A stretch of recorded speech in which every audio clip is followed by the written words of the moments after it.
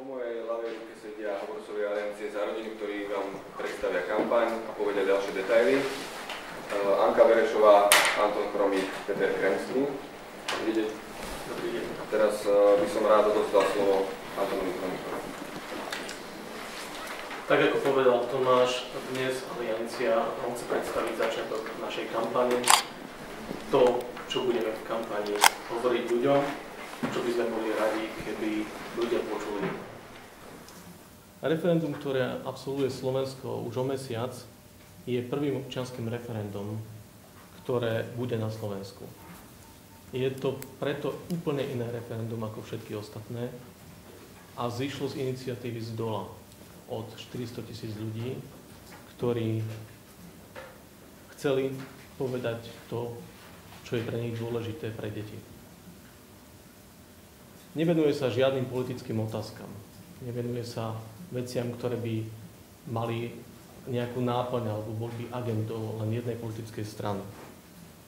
A The Economist povedal o našom referende ako o potvrdení toho, že slovenská občianska spoločnosť po 25 rokoch slobody dozrela. Že dokáže používať politické nástroje, akým referendum určite je, na to, aby diskutovalo o veľmi vážnych spoločenských témach. Aliancia za rodinu vyvolala toto referendum práve preto, aby sa Slovensko zapojilo do takejto veľkej diskusie západnej civilizácie o hodnotách. A tá diskusia je o tom, čo je rodina, čo potrebujú deti, aké miesto jej priznáme vo verejnej politike, v legislatíve a ako sme ochotní tie deti chrániť. Povedzme si otvorene, že v tejto veci sú pre nás veľmi dôležité práve deti a ich ochrana. A naša sloboda musí končiť tam, kde začína sloboda druhého, tých najmenej silných, tých bezbranných, a to sú deti. Tam, kde začína sloboda detí na to, aby mali otca a mamu, musí končiť naša sloboda aj požiadavky dospelých. V dnešnej dobe sme svedkami toho, že sa zabúda práve na to najcennejšie, čo máme, a tým sú deti. Zabúda sa na to, že naše požiadavky nemôžu ísť proti deťom, proti ich právam, proti ich potrebe, ktorú majú na otca a mamu. A toto a o týchto otázkach je referendum.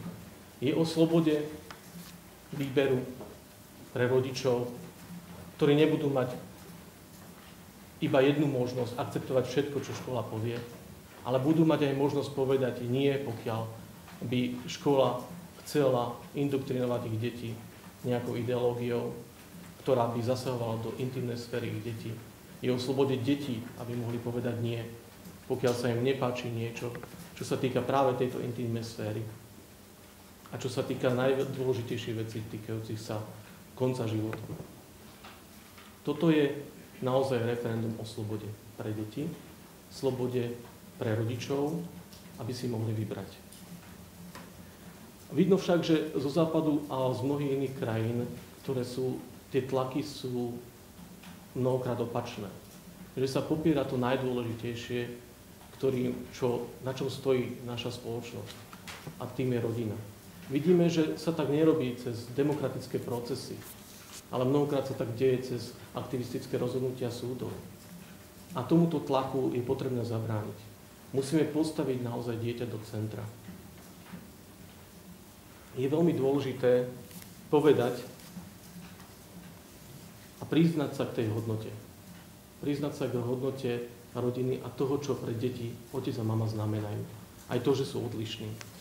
A preto bude naša kampaň hovoriť najmä o nich, o deťoch. Že majú právo na otca a mamu. Že majú právo na výchovu od otca, na lásku mamy a na lásku otca. Pretože je to pre deti zdravé a prospešné. Že takto sa môžu naučiť byť dobrými otcami a mamami. A ako vidíte za mnou, ten vizuál hovorí práve o tom. To dieťa nie je vidno jeho tvár, a to z toho dôvodu, že je to symbolom, ako často sa zabúda na deti v tejto diskusii. Na to, čo oni si myslia, čo majú oni jasno. Toto je našim centrom a centrom našej kampane ostane. O tomto budeme hovoriť. O týchto snoch detí na otca a mamu budeme hovoriť celú tú kampaň. Budeme hovoriť aj o tom, ako by ten sen vyzeral. A teda naša kampaň bude sústredená najmä na druhú otázku ohľadom adopcií a o tom, ako tento sen môže spadnúť, alebo sa tento sen môže naplniť. Dnešná spoločnosť a naše zákony hovoria, že tento sen dieťa má právo snívať a na otca a mamu má dieťa právo. Neexistuje právo od dospelých na deti, existuje len právo detí na otca a mamu. Pozývame Slovensko, aby povedalo v referende 3-krát áno deťom, 3-krát áno rodine. Ďakujem veľmi pekne, Anton. A teraz odozdávam slovo Petrovi Kremskému. Ja by som rád povedal pár slov k tomu, ako bude Aliancia za rodinu viesť diskusiu pred referendum. Vlastne táto diskusia bola aj našim cieľom, keď sme pred rokom aj niečo vlastne na trochu inej miestnosti v tejto budove mali tú prvú tlačovku, neviem, či niektorí z vás na nej boli, bolo to 12.12.2013, ale nevadí, to nám celkom nevyšlo s tými 3.12, ale symbolom bolo povedať, že je naozaj o 5 minút 12 a chceme začať diskutovať o rodine, chceme diskutovať o tom, aké miesto má v našej spoločnosti, aké miesto má manželstvo, ako sa k ním spoločnosť stavia. A ja som veľmi rád, že sa nám to do určitej miery podarilo, pretože naozaj sa o rodine začalo hovoriť. Keď som pred niekoľkými rokmi obchádzal médiá v rámci jednej kampane a navrhoval som im, či nechcú napísať niečo o manželstve, o jednoduchých zručnostiach, ktorými človek môže zlepšiť svoje manželstvo, a tak mi povedali, a to nás nebaví, to nie je zaujímavé, toto chce čítať.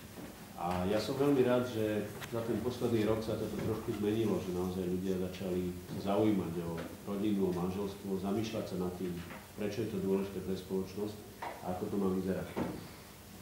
Je mi však ľúto, že vidím, že na Slovensku sme sa zatiaľ nenaučili diskutovať. Diskutovať navzájom s úctou, s rešpektom, nielen rozprávať, ale aj počúvať druhú stranu.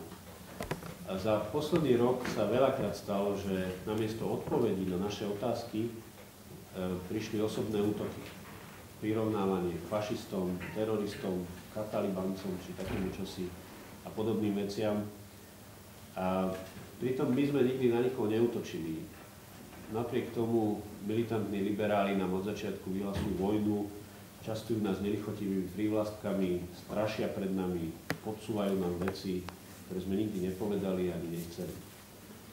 Celé, čo chceme, je, aby naša krajina odolala tlaku na zmenu zákonov, ktorý prichádza z Bruselu, ktorý prichádza z zahraničia, dostáva sa sem cez rôzne istanbulské protokoly a stratégie ľudských práv, nenápadným spôsobom vlastne svoje názory presadzujeme politickými, občianskými nástrojmi. A napriek tomu nás mnohí označujú za extrémistov, za nenávistníkov. Je to obyčajná manipulácia. Používame presne tie spôsoby, o ktorých tvrdia, že my používame voči menšinám. Zosmiešňovanie, výsmech, pohrdanie, podsúvanie nezmyslov, preháňanie našich názorov do absurdnosti, zastrašovanie, ostrakizovanie a podobne.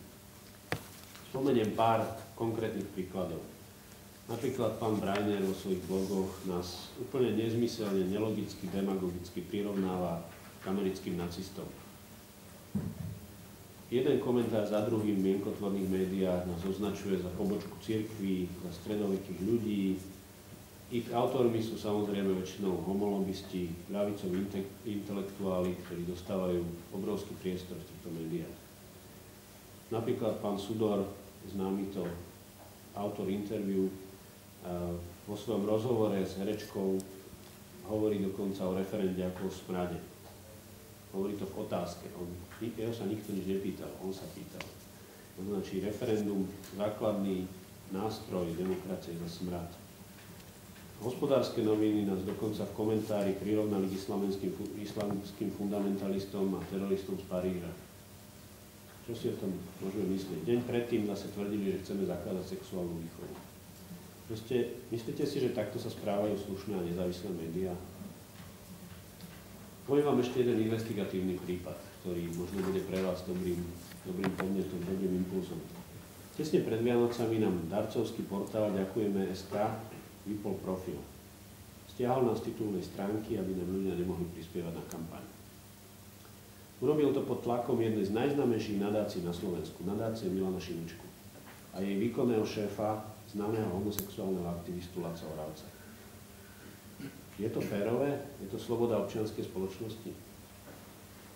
Keď sme o tom tento týždeň informovali, čo myslíte, koľko médií prevzalo túto správu? Veľmi, veľmi málo. Dokonca ani tlačové agentúry. Pritom si ju môže každý veľmi ľahko overiť. Myslíte si, že v našej krajine je sloboda tlače? Médií? Alebo médiá uverejňujú iba to, čo je politicky korektné, čo im dovolia majitelia a autocenzúra? Čo si o tom mám myslieť? Na jednej strane zo všetkých strán počúvame, že sa má viesť kultivovaná, slušná diskusia. Na druhej strane nám médiá nedávajú priestor, oslovujú zásadní podporcov referenda. V niektorých médiách dokonca do referenda vyhlásili embargo na témy spojené s rodinou a manželstvom. Toto je sloboda médií? Toto je sloboda názorov?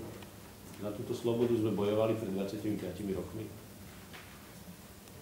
Ja chcem za Alianciu, za rodinu a našich sympatizantov povedať, že napriek všetkému, čo sa deje, napriek všetkým týmto neférovým podpásovým ťahom, my budeme viesť slušnú diskusiu. Nie preto, že chceme tým niečo získať, ale preto, že tak sa to má. Pretože to je dôležité. Chceme viesť férovú diskusiu s úctou voči druhej strane, ale budeme opakovať to, na čo máme právo. Máme právo pýtať sa ľudí, čo je podľa nich rodina. Máme ako občania právo vyvolať referendum, pretože je to inštitút, v ktorom môžu rozhodovať o dôležitých veciach ľudia, nie politici a úradníci. Máme právo žiadať slušnú a férovú diskusiu aj z druhej strany. To je naše právo. A my sa o ne vzdáme. Poďme diskutovať vecne a o podstate referenda. Nenálepkujme sa nezmyselnými prívlastkami a prirovnaniami za hranicou slušnosti a zdravého rozumu. Myslím si, že ani liberálom, ani elitám, ani umelcom nesvedčí, ak nevedia svoje emócie držať na úzde. Verím, že Slovensko dokáže o dôležitých veciach vyspelo diskutovať a nie sa len detsky hádať. Verím, že to tak bude. Ďakujem pekne, Peter. A teraz odozdám slovo Anke Verešovej. Môžem vás poprosiť? Ja by som ešte doplnil,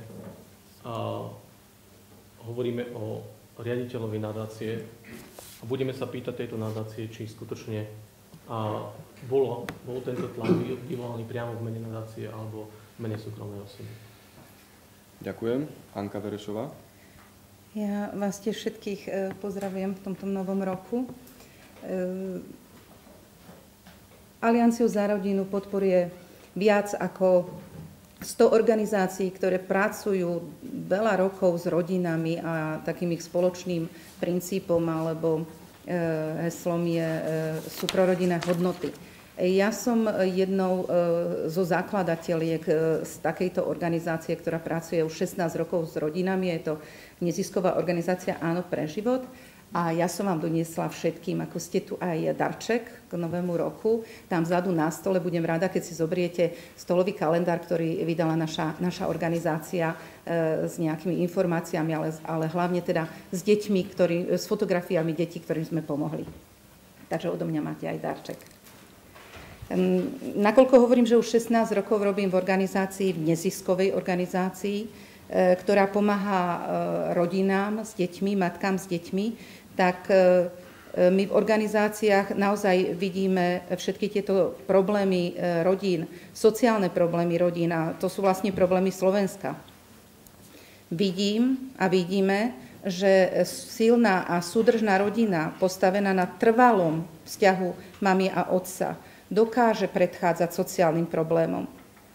Aliancia naozaj žiada iba to, aby sa kvôli požiadavkám homosexuálov nebrali práva deťom a aby sa rodinou nenazývalo niečo, čo ňou nie je. Aj naša spoločnosť uznáva, že pre všestranný a harmonický vývin dieťaťa je najvhodnejšie prostredie rodiny, tvorenej otcom a mamou. Tak by som vás chcela aj vás poprosiť, aby sme sa začali konečne na tento problém a na rodinu pozerať očami detí. Začnime ich konečne chrániť. Je najvyšší čas teda žiadať, aby sa pri tvorbe politík vždy posudzoval vplyv na dieťa, a to znamená na rodinu. Následky dnešných našich rozhodnutí totiž budú žať naše deti. A je preto potrebné kričať z striech, a ja chcem kričať zo striech, čo sa tu už dlhodobo deje. Dnes totiž denne hovoríme iba o právach dospelých ľudí. Mnohí z nás dospelých zápasia o svoje individuálne dobro. To nie je nič nelegitímne. Ale kde zostávajú deti v tejto ľudskoprávnej agende dospelých jedincov? Kde je miesto v živote nás dospelých? Kde je miesto detí v živote nás dospelých? Je naozaj pre mňa smutným konštatovaním, a hovorím na základe profesionálnej skúsenosti, že ani v 21. storočí svet nás dospelých vôbec nevie ochrániť dieťa. My nevieme ochrániť počaté deti, lebo nevieme alebo nechceme pomôcť ich mamám a otcom. Nevieme ešte ochrániť ani deti pred zneužívaním, zanedbávaním a týraním.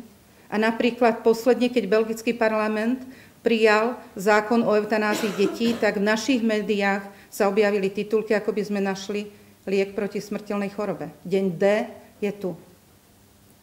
Ja sa pýtam, že či sme stratili zdravý rozum. Je toto ten najlepší záujem detí a je toto ich dobro detí, tak ako to hovorí aj náš zákon o rodine? No a aby toho nebolo málo, sú tu vlastne snahy na adopcie detí pármi rovnakého pohlavia. Neexistuje žiadne ľudské právo na registrované partnerstvo ani na adopcie detí. Európsky súd pre ľudské práva vyslovil, že nie sme povinní prijať registrované partnerstvá, ale ak ich už príjmeme, ostatné už nebude na našom rozhodovaní v parlamente. A dnes už nikto nespochybní, že registrované partnerstvá sa spájajú s adopciou detí. A adopcia detí pármi rovnakého pohlavia je experiment na deťoch. Experiment. A my nemôžeme dovoliť experimenty na deťoch. Nemôžeme skúšať, či nám to vyjde alebo nevyjde. A ak prídeme na to, že to nebolo správne, to čo potom urobíme? My sa tým deťom ospravedlníme alebo ich nejako finančne odškodníme? No a práve o tomto je aj koncept našej kampane, o ktorej chcem teraz povedať niekoľko informácií. Kampaň budeme viesť v televízii, v rozhlase, na billboardoch, aj v tlačených médiách a na internete. Prvé naše komunikácie sa začali objavovať už tento týždeň a budú pribúdať smerom k 7. februáru. Aliancia financuje kampaň zo zbierok medzi našimi podporovateľmi a darcami. Na kampaň pred referendum sme získali od individuálnych darcov aj firiem viac ako 63 000 eur. Sme v diskusii s ďalšími 2 európskymi nadáciami o tom, aby podporili našu kampaň. Chcem vám aj povedať, že musíme si uvedomiť, že pre Alianciu pracuje bez nároku na mzdu, na odmenu veľa dobrovoľníkov. Po ukončení kampane vyčíslíme finančne aj túto hodnotu. Týmto sa zároveň chcem aj všetkým dobrovoľníkom poďakovať. Máme vyše 3500 členov okrskových volebných komisií. Na tomto mieste by som tiež rada poďakovala politickým stranám KDH, Nova, Olano, SNS a SMK. Tieto politické strany veľmi flexibilne poskytli pomoc v regiónoch a aj vďaka komunikácii s ich štruktúrami sme mohli zabezpečiť účasť ľudí v okrskových referendových komisiách. Túto spoluprácu si naozaj vážime a ďakujeme. Chceme poďakovať aj pánovi prezidentovi, že sa nebal povedať svoj názor na referendum a taktiež aj pánovi premiérovi, ktorý vyzval k účasti na referende. Sme súčasťou takej veľkej kultúrnej diskusie a veríme teda tu spoločne, že všetci ju budeme schopní viesť takým naozaj kultivovaným a kultúrnym spôsobom. Heslami našej kampane sú "Deti majú v tom jasno" a "Rozhodujeme o budúcnosti detí". A preto pozývam všetkých, aby prišli k referendu a hlasovali za deti a o deťoch, pretože deti ešte hlasovať nemôžu. Ďakujem vám pekne. Ďakujem veľmi pekne Anne Verešovej a teraz je tu priestor na prípadne vaše otázky. Nech sa páči.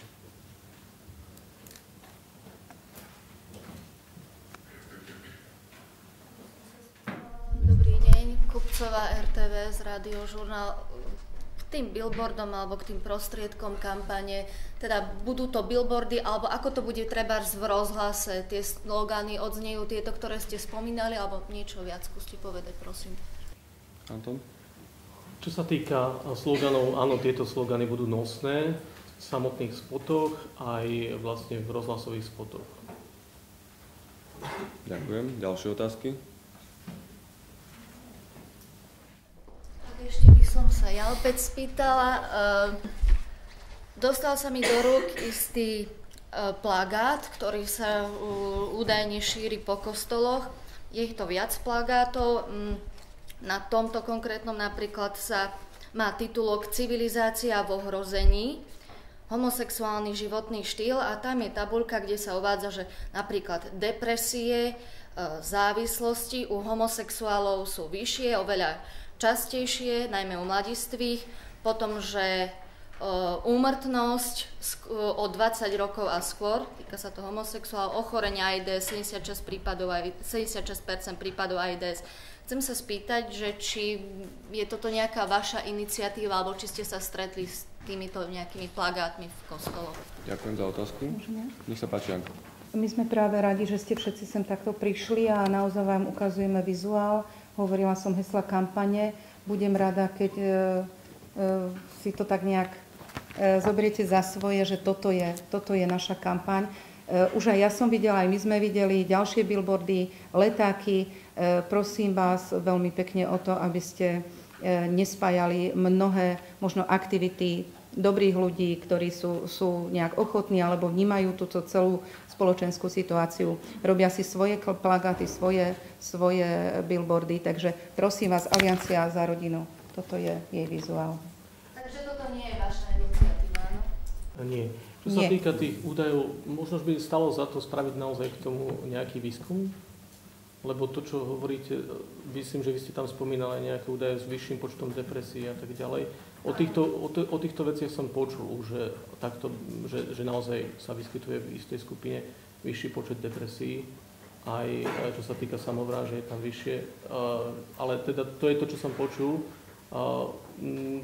Tých aktivít, keďže ide o iniciatívu z dola, bude zrejme veľmi veľa. Ťažko povedať. Toto sú občianska vec, ktorá zasahuje celú občiansku spoločnosť, takže netreba sa diviť, práve tá diskusia je potrebné rozpútať v každom prípade. Ale budeme radi, keď nám dáte kópiu. Áno, to by sme boli veľmi radi, aby sme to mohli pozrieť a prípadne sa vyjadriť. A ešte by som tomu chcela povedať, že my dlhodobo vyzývame práve k tomu, aby sa začala diskusia odborníkov a predpokladáme teda, že aj k tomuto aj samotné médiá budú pozývať práve odborníkov k týmto témam, aby sa oni vyjadrovali. Ďakujem, nech sa páči ďalšie otázky.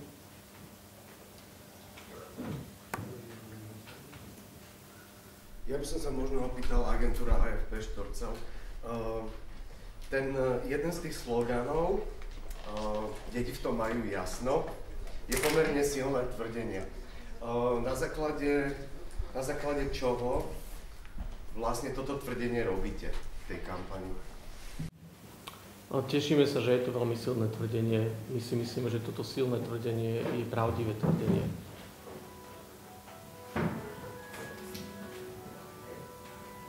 Na základe nejakých vašich máte otca a mamu? Ja sa pýtam vás, či máte otca a mamu. Asi áno, to som. Výborne.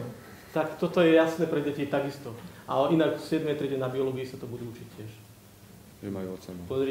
Pozrite sa, toto je tvrdenie. Ten výkres. Toto je tvrdenie, ktoré samozrejme nie je dokázateľné ani vyvrátiteľné. Ale existujú výskumy, ktoré hovoria o tom, akú majú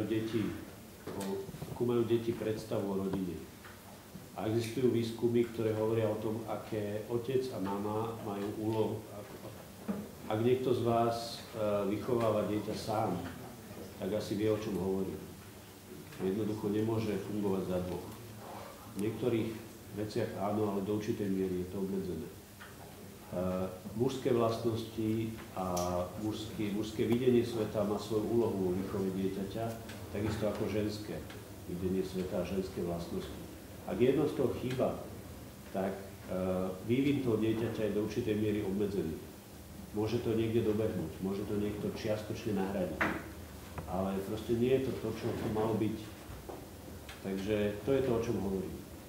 Navyše sú výskumy Prueta a Kajla, ktoré hovoria, že deti majú hlad po poznaní svojich biologických rodičov. To znamená, nie sú to len tvrdenia bez nejakých podkladov, ale považujeme to za úplne jasnú vec. Každý z nás má rodičov, každý z nás po nich túži a skutočne sa to dozvie v rámci biológie každý. Ďakujem, nech sa páči ďalšie otázky. Madam? Ja som vás poprosila, ako môžeme RTVS pri tej otázke ohľadom sexuálnej výchovy na školách. Ak teda by rodičia povedali, že nebudú súhlasiť, aby sa ich deti zúčastnili na takom vyučovaní, čo potom s tými deťmi? Budú mať voľno, alebo aká je predstava? Lebo sexuálna výchova ako taká nie je predmet, ktorý sa vyučuje na školách, je to súčasťou niektorých predmetov, čiže čo, budú vtedy mať pauzu, alebo aká je predstava reálne? V realite môžem povedať toľko, že v súčasnosti to, akým spôsobom sa vychováva dieťa k manželstvu a rodičovstvu, nie je žiaden problém. Je to vec, ktorá je úplne bezproblémová. Dieťa sa naučí o biologickej podstate na biológii. To nie je sexuálne správanie, to znamená, toho sa naša otázka netýka. Pripomínam. Dieťa sa učí v predmete občianska náuka ohľadom rodiny, ohľadom rodičovstva a manželstva, takisto tam nevidíme žiaden problém v tom, aké sú osnovy. Problém je s experimentami, ktoré sa na škole mnohokrát robia, alebo môžu robiť a môžu diať. A tam vidíme problém. Čo sa týka detí, myslím si, že to je technická záležitosť.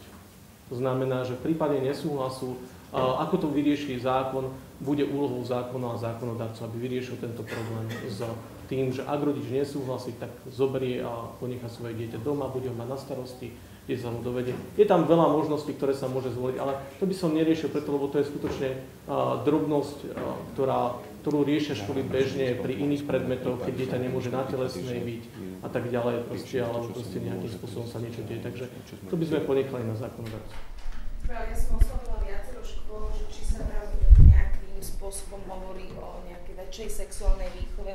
Mnoho škôl povedali, že nemajú žiadne experimenty. Vy tu hovoríte o nejakých experimentov, o tom, že niektoré školy majú snahu. Tak ak viete konkrétne povedať, ktoré školy, čo konkrétne sa píše, čo by nemali deti vedieť, tak...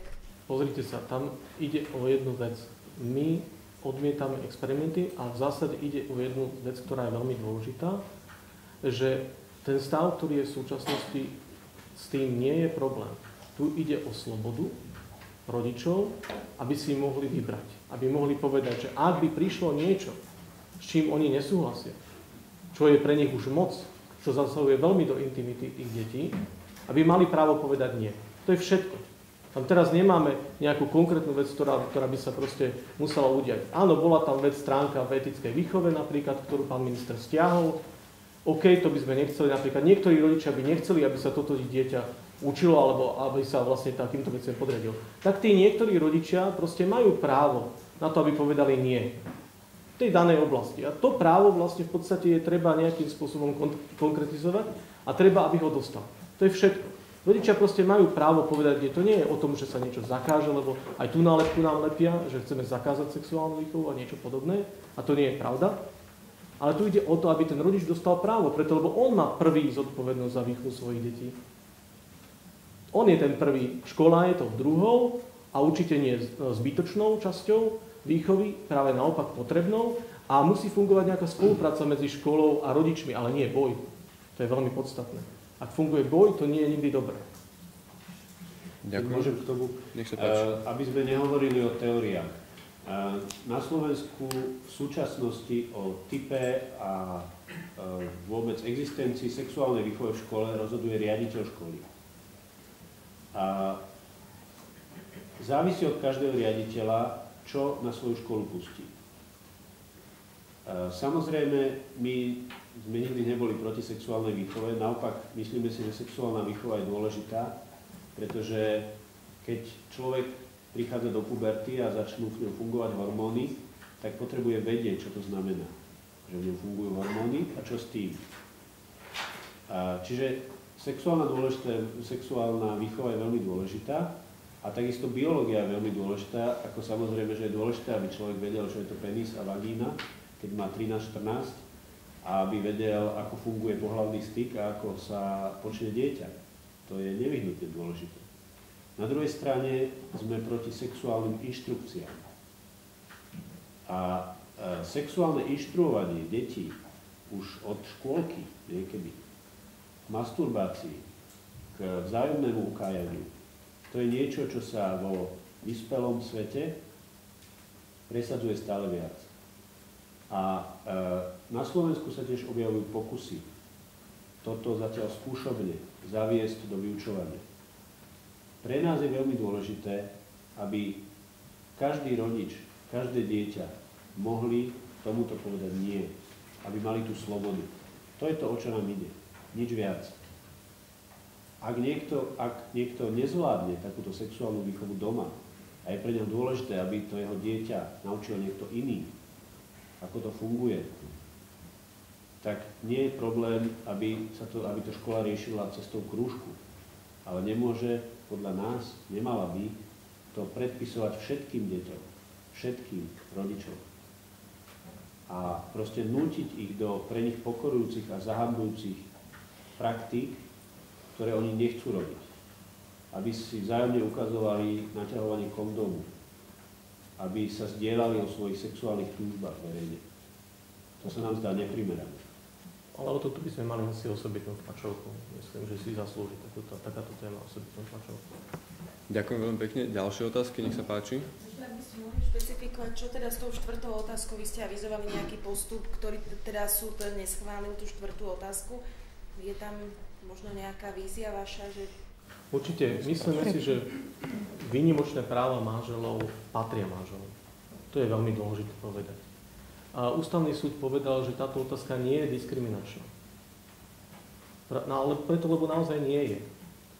A myslíme si, že čo sa týka aj tej argumentácie ústavného súdu o tom, že sú dva možné výklady a preto ju zamietol, že proste je jeden výklad, ktorým sa dá právne dôjsť k správnemu výsledku, ale bežný občan by to nemusel pochopiť.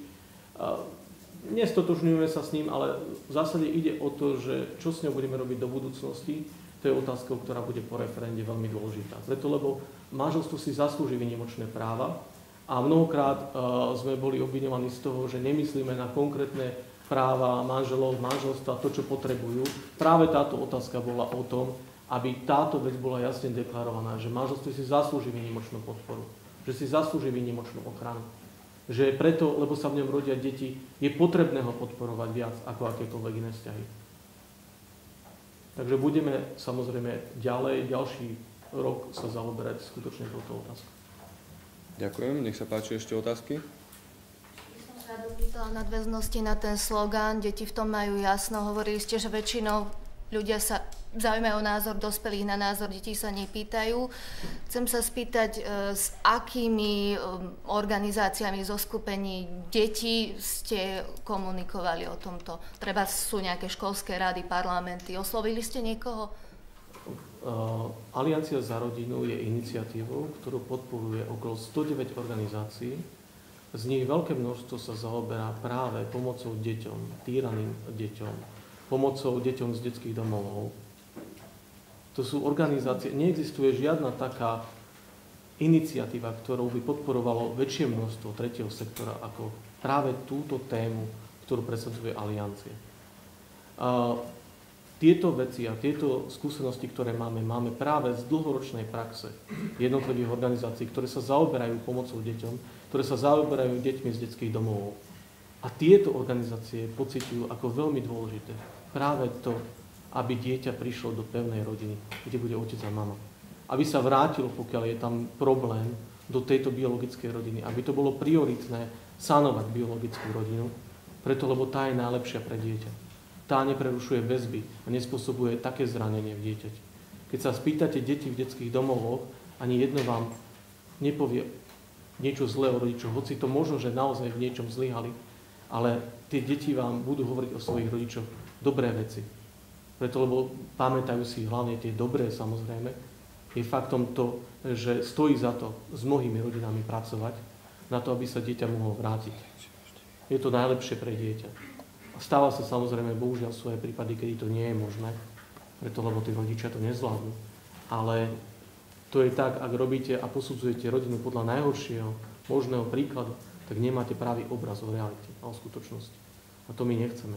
Tá rodina je naozaj tak cenná a tak dôležitá, že je treba pozerať na jej skutočný obraz, na to, čo prináša deťom.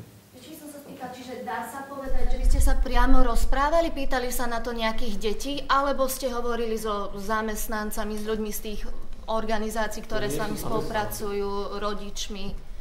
Že priamo tých detí, či sa niekto pýtal, alebo tých školských parlamentov? Ešte raz, rozumiete, že aká je váha tých, ktorí sa pýtajú priamo tých detí.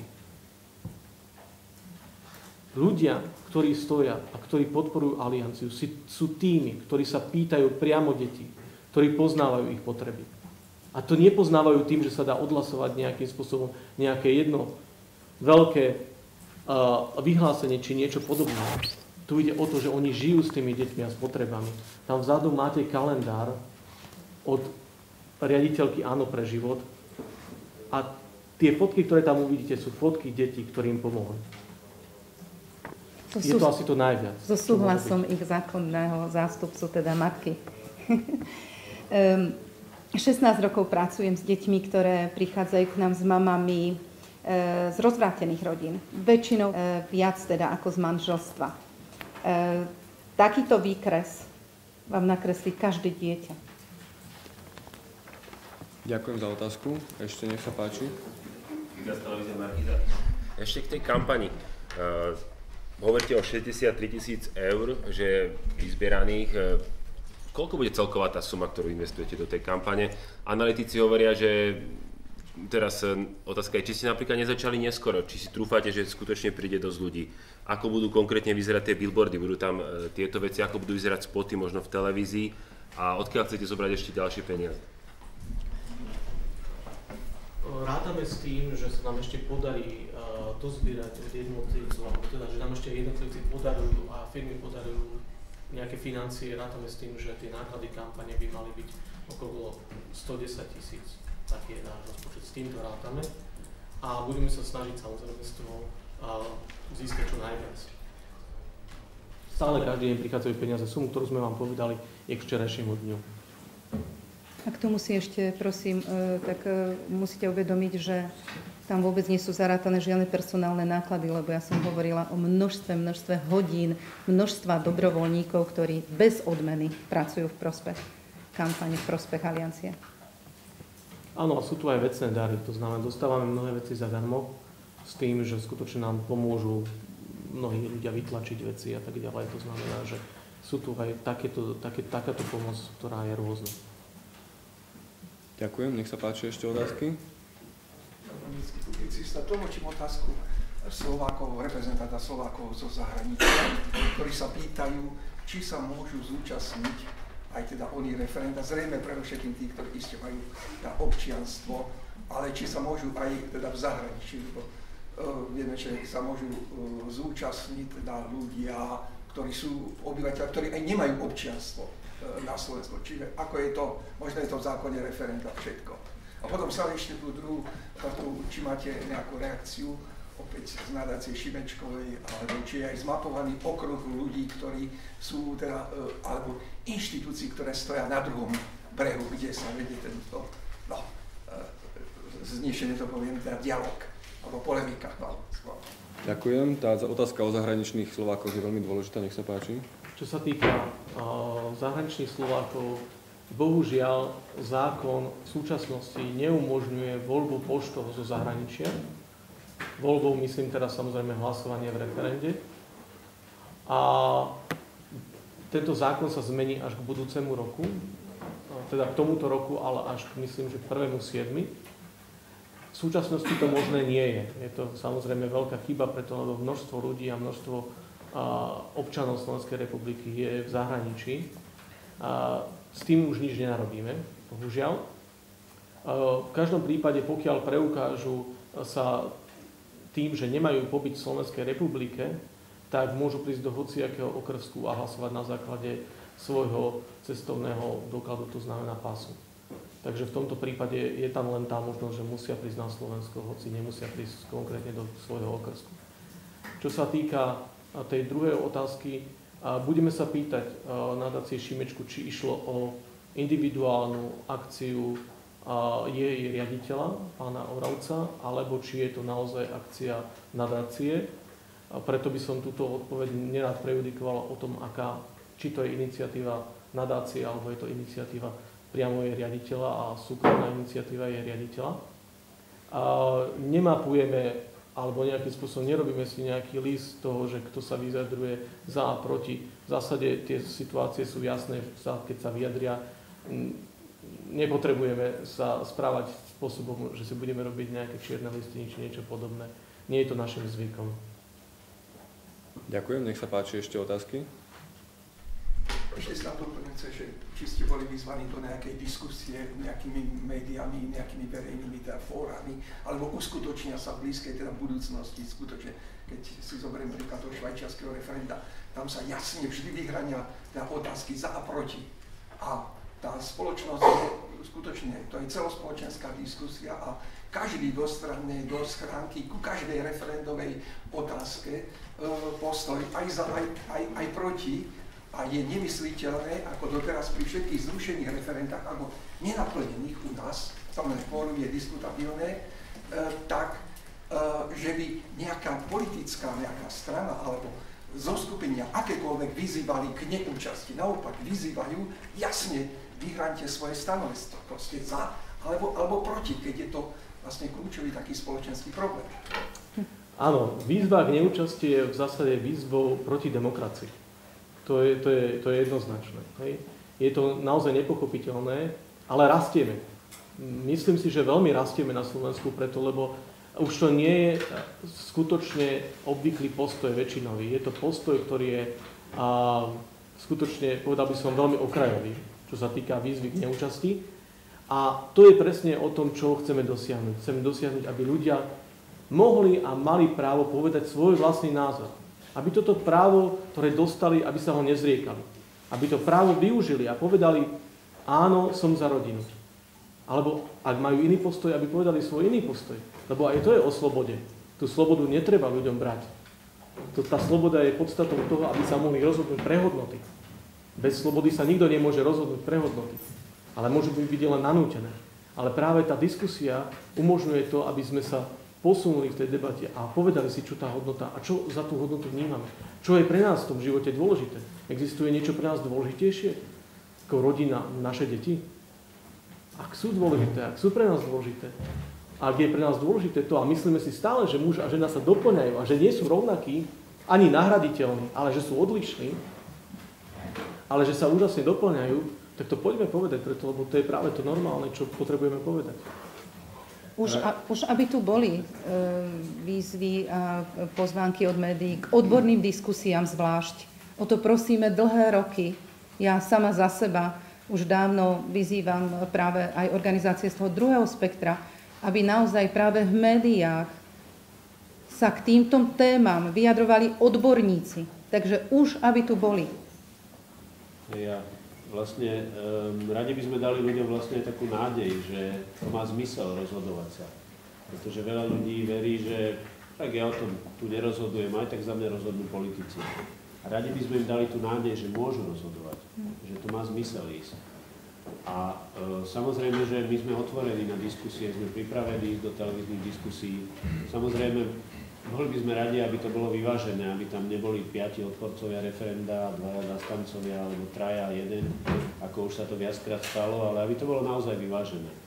A myslím si, že naozaj je o čom diskutovať. Slovensko má jednu z najnižších mier plodnosti v Európe. Proste ako krajina vymierame. Doslova vymierame. Sme na tom horšie ako Taliansko, horšie ako Nemecko. Takže je o čom diskutovať, ako podporiť rodinu, ako ľudí povzbudiť k tomu, aby mali deti, aby si založili rodinu. A veríme, že tieto diskusie prídu a máme v nich čo povedať. Ďakujem. Ešte nech sa páči otázky alebo následne individuálne rozhovory. Tak, zatiaľ veľmi pekne ďakujem aj našim hovorcom, aj vám, všetkým zástupcom z médií. Veríme naozaj v argumentačnú, vecnú a slušnú diskusiu v rámci kampane pred referendum o rodine.